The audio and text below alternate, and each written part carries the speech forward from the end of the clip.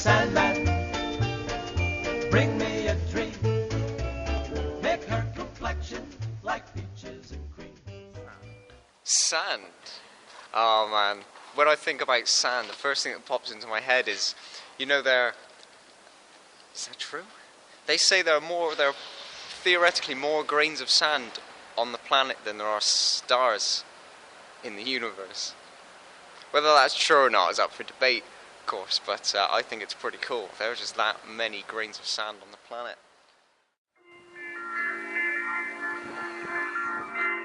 Grains of sand are essentially rocks that have just hit each other over so much time they've eventually become smaller than rubble. It's not even rubble, it's less than rubble, it's sand. It doesn't taste very good at all.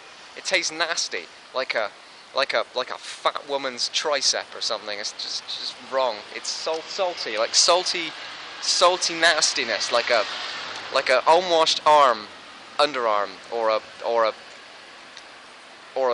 an unwashed cat.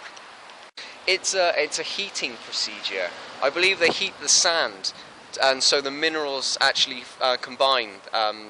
Whereas sand is like rocks and stuff. They're very difficult to give off electrons or to covalent bond with other materials and such. So when it comes to sand, you have to heat it up, and then it just wants to give off all of this stuff more.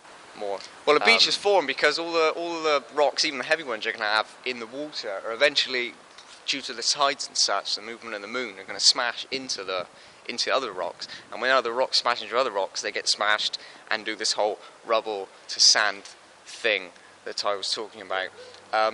And that's where you get your original sand from, is all your little smashed debris and such. Over time, create a beach, and that is pretty much how your beach gets formed.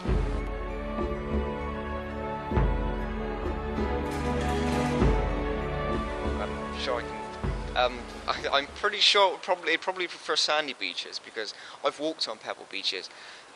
It's more like an endurance trial. It's pretty painful. Sand. Oh, it has to be the probably, this is going to sound geeky, but the sand that they used in Spider-Man 3 was a special type of sand from a particular beach, which was a lot more coarse and like rough and stuff, and darker, and it wasn't so much the kind of a yellowy, sandy colour. It was more of a darkish, evil sandy colour.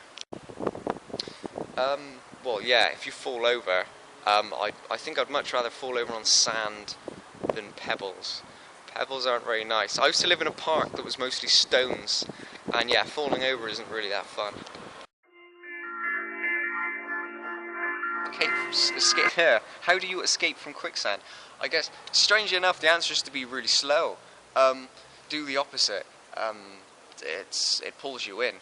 So most of the times I've seen quicksand, it's been in films, and it's usually, you pretty much need somebody you know nearby with a stick, because if they can't lay around and give you that stick and give you something to hold on to, you're pretty much going to sink to your death. And sinking in quicksand is possibly one of the worst deaths I can actually think of. Apart from like the sun and everything, I'd say it's probably the girls and all their lovely, incredibly small clothes. Apart from that, it's definitely the sunshine, the food, the feeling when you're running and you're not wearing any socks or shoes and the sand is actually in between your feet, and when you have those races across the beach, kind of where the water meets the sand, so the sand's really wet, but you roll up your jeans and have a kind of run through the wet sand competition. That's always quite fun. How many minutes of sand is stored inside an hourglass? Well, the smaller ones tend to be about 3 minutes, sort of. You can get a 1 minute timer, but they're usually the tiny ones you find in Pictionary, which aren't very useful. And the sand gets stuck, you might notice that sometimes. Usually they're about 3 minutes, and 3 minutes is what I call tea making time. So I'd say your regular hourglass is equivalent to the time it takes to make a cup of tea. For honour!